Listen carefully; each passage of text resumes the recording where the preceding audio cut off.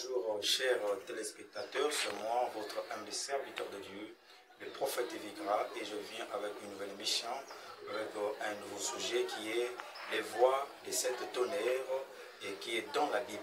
Et vous savez que nous sommes au temps de la fin et c'est un temps où il faudra que nous pourrons faire expliquer au cher peuple de Dieu les écritures prophétiques que l'Éternel, notre Dieu, a parlé dans l'Apocalypse et de savoir le temps que nous sommes et où nous sommes en train de partir par rapport aussi à l'évolution et des choses, atrocités qui sont en train de se produire dans le monde actuel. Donc nous allons débattre et parler de cette voix, de cette tonnerre et de faire savoir au peuple de Dieu et ça signifie quoi et à quel moment il y aura l'entendement, les voix de cette tonnerre. Vous savez que c'est dans l'Apocalypse que les frères Jean voyaient ces choses-là. Et je crois que je prends une écriture dans l'Apocalypse chapitre 10, du premier verset jusqu'à 7.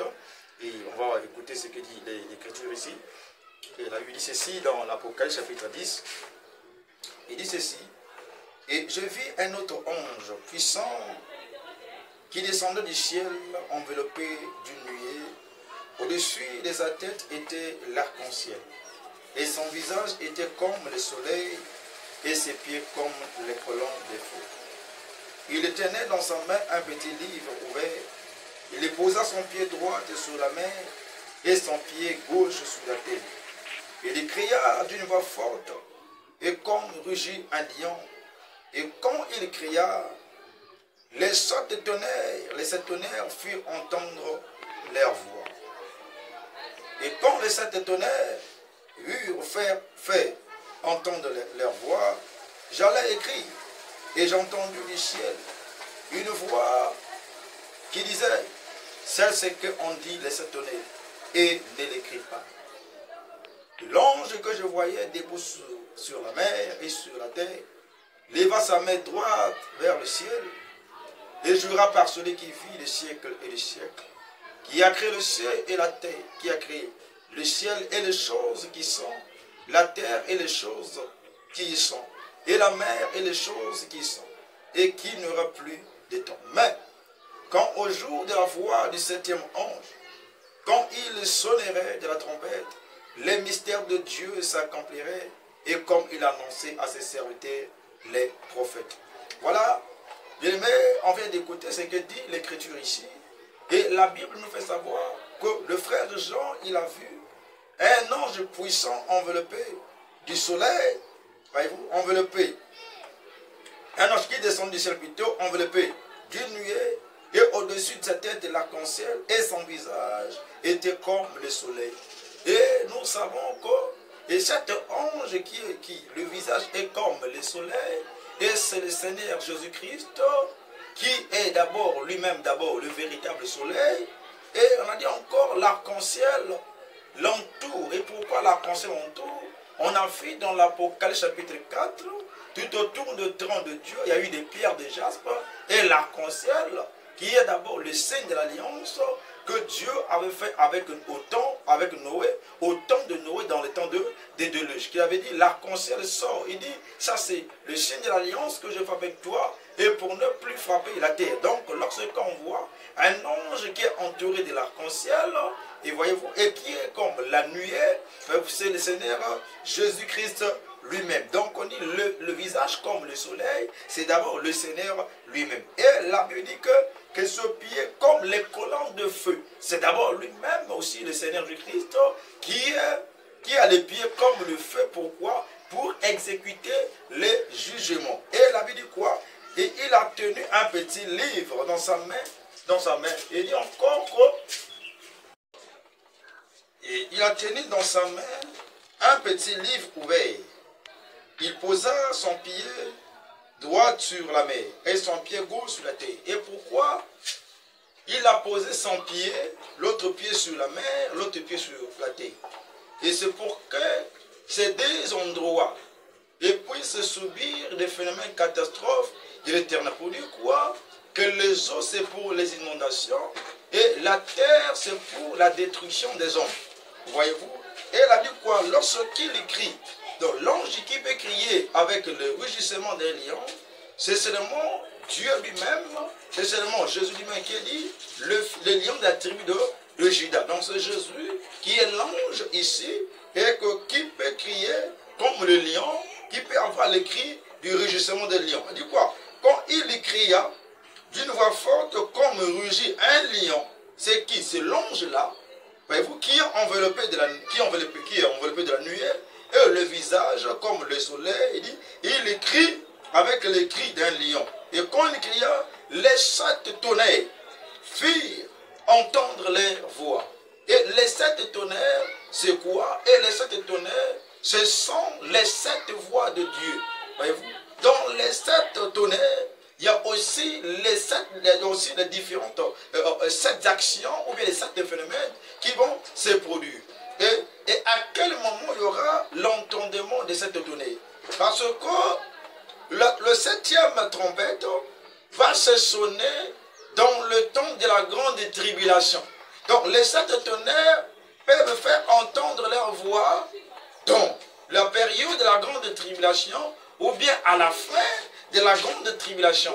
C'est-à-dire que où les mystères de Dieu seront accomplis ou bien les mystères de Dieu seront achevés comme dit les Écritures. Voyez-vous? Et dans les 7 voix de tonnerre, il y a aussi des 7 actions ou bien qui sont des 7 phénomènes terribles par rapport à des 7 voix de tonnerre. Et les 7 voix en question, ce sont les 7 voix de Dieu. Et dans les 7 voix de tonnerre, il y a des actions tellement très terribles, très terrifiantes, dont les hommes qui ont eu la marque de la bête, ils vont subir. Ou les hommes mauvais qui ont adoré l'idole, qui ont marché dans la débauche, vont subir ces phénomènes. Les 7 tonnerres ne sont pas pour les enfants de Dieu, mais les 7 tonnerres, c'est pour les hommes de la terre, les habitants de la terre, qui ont pu accepter la marque de la bête. Les 7 voix de cette tonnerre. La Bible quoi? Lorsque le frère Jean voit, et il voulait écrire les actions de cette tonnerre. Mais l'Éternel lui dit, Jésus lui dit, ne l'écris pas, seul seulement. Donc il ne voulait pas que le frère Jean puisse écrire les phénomènes ou bien les événements qui seront produits par les 7 voix de tonnerre. Donc chaque 7 voix de tonnerre a ses actions. C'est-à-dire que la première voix du tonnerre a ses actions, la deuxième voix du tonnerre a ses actions, la troisième voix du tonnerre a ses actions, la quatrième non plus, la cinquième non plus, la sixième non plus et la septième non plus. Donc, pour détruire l'humanité, et ces 7 tonnerres vont s'entendre dans la période de la grande tribulation. Je dis bien, dans la période de la grande tribulation. Voyez-vous. Et pourquoi l'Éternel va parler dans les 7 voix de tonnerre? Et l'Éternel dans la colère ne parle pas de la voix des noms.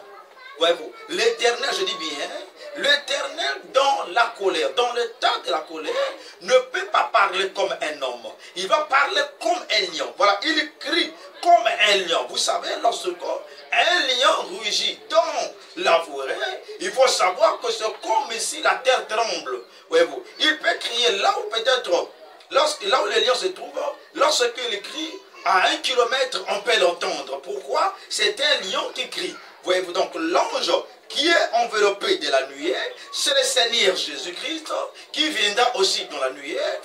Et le visage comme le soleil, c'est aussi lui-même qui est toujours le Seigneur Jésus-Christ, voyez-vous. Et les 7 voix de tonnerre, ce sont ces voix lorsqu'il est en colère, lorsqu'il décide de frapper la terre. Et j'aimerais vous faire expliquer quelque chose. Et je vais aller dans Psaume chapitre 29, versets 3 à 9. Vous allez écouter ce qu'est l'Écriture. Dans Psaume 29. Dans Psaume 29, verset 3 à 9, écoutez, c'est dit ceci. Ici, David nous fait savoir, il nous explique aussi les 7 voix de tonnerre. Il dit ceci. La voix de l'Éternel retentit sur les eaux. Voyez-vous? Donc, il a mis d'abord les pieds, il a posé les pieds sur les eaux. Donc, il va parler aussi sur les eaux. Pour que les eaux puissent produire des inondations et des ouragans. Il dit quoi? La voix de l'Éternel retentit sur les eaux. Le Dieu de gloire fait gronder le tonnerre. Voyez-vous? Le Dieu de grandeur, le Dieu de gloire fait gronder le tonnerre. Donc ce n'est pas pour rien que Dieu, là on a vu que l'ange a posé les pieds sous la mer. Donc lorsqu'il a posé les pieds sous la mer, c'est pourquoi? Lorsqu'il va parler, lorsqu'il va rugir comme un lion, les tonnerres adresseront aussi à la mer, et il y aura aussi des catastrophes, il y aura aussi des actions qui vont se produire dans la mer. C'est là que nous voyons ce qu'on appelle souvent aussi les inondations et des ouragans. Donc la voix de la première voix du tonnerre dit quoi? La voix de l'Éternel retentit sur les eaux. Le Dieu de gloire fait gronder le tonnerre. Voyez-vous? L'Éternel est sur les grands eaux. Là, c'est d'abord la première voix du tonnerre. Le frère David nous fait expliquer ici. C'est d'abord la première voix du tonnerre. Voyez-vous? Et qui adresse d'abord aux eaux. La deuxième voix du tonnerre, écoutez. La voix de l'Éternel est puissante. Voyez-vous? La voix de l'Éternel est puissante, ça c'est deux. La voix de l'Éternel est majestueux, ça c'est trois. Voyez-vous? L'Éternel brise les cèdres du Liban et ils font bondir des veaux. Et les Libans et des Syriens comme jeunes buffles.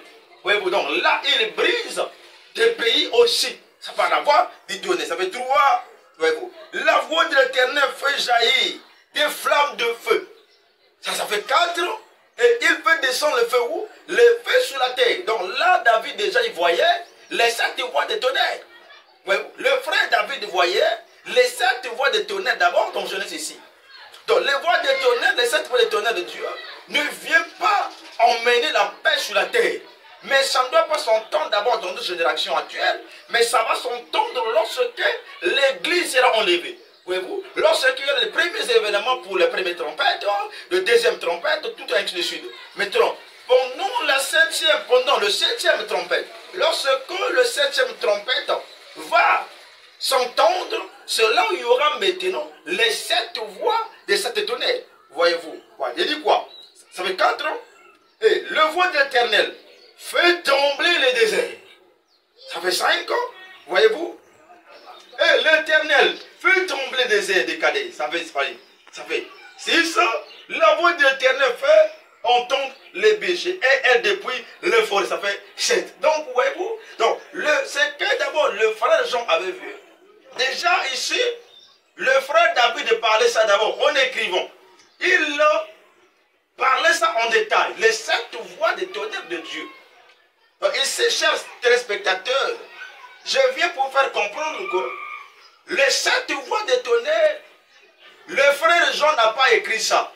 Voyez-vous? Mais il a scellé, il a fermé afin que, au temps voulu, que l'Éternel puisse faire comprendre cela à ses serviteurs. Voyez-vous?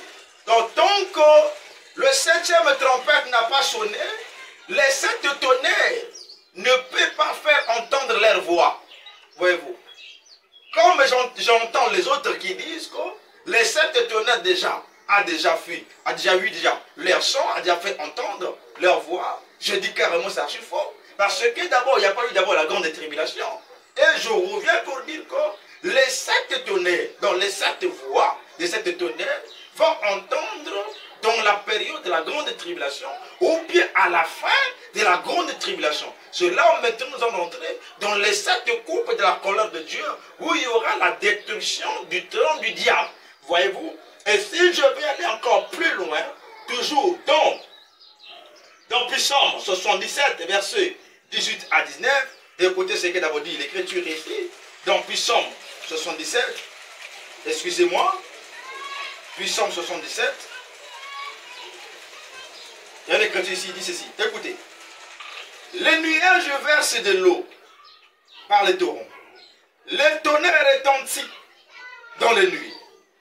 Les tonnerres retentissent dans la nuit. Et tes flèches volent de toutes parts. Ton tonnerre éclate dans le tourbillon.